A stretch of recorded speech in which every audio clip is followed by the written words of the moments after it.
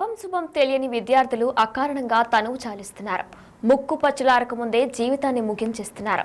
ఈ వారంలోనే ప్రైవేట్ పాఠశాల విద్యార్థి ఆత్మహత్య మరవక ముందే మరో హైస్కూల్ అమ్మాయి ఆత్మహత్య చేసుకుంది. గురుకులంలో అమ్మాయి ఆత్మహత్య చేసుకోవడంతో కారణం ఏమైందో ఎవరూ చెప్పలేకపోతున్నారు. గురుకులంలో విద్యార్థి ఆత్మహత్య పాలమూరు జిల్లా అంతా కలకలం రేపింది.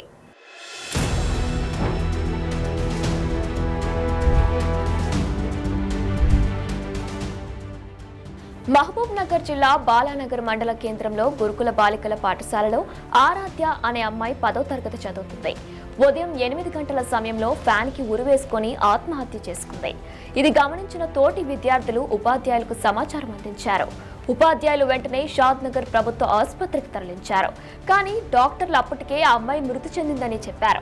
ఈ విషయం తెలుసుకున్న ఏబీవీపీ, ఎస్ఎఫ్ఐ విద్యార్థి సంఘాలు పాఠశాల గేటు ముందు బైఠాయించి నిరసన కార్యక్రమాలు చేపట్టారు.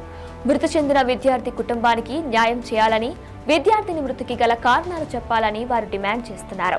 విద్యార్థులు ప్రభుత్వ, ప్రైవేట్ హాస్టళ్లలో చాలా సులభంగా ఆత్మహత్యలకు పాల్పడుతున్నారు. తెలిసి తెలియని వయసులో పిల్లలు తమ జీవితాలను అర్ధంతరంగా ముగిస్తున్నారు. బాలానగర్ గురుకులంలో చదువుతున్న ఆరాధ్య మృతికి కారణాలు తెలియడం లేదు. మహబూబ్ నగర్ డీఎస్పీ వెంకటేశ్వర్లు హాస్టల్లో తోటి విద్యార్థులను, ఉపాధ్యాయులను విచారణ చేశారు. ఆరాధ్య చదువుతుంది 10వ తరగతి కానీ 7వ తరగతి గదిలో ఉరివేసుకుంది. మరి ఆరాధ్య 7వ తరగతి గదికి ఎందుకు వెళ్ళింది? సూసైడ్ ఎందుకు చేసుకుంది? ఇంకా తెలియాల్సి ఉంది. ఏది ఏమైనా విద్యార్థులు ఇలా చనిపోవడం చాలా బాధాకరం.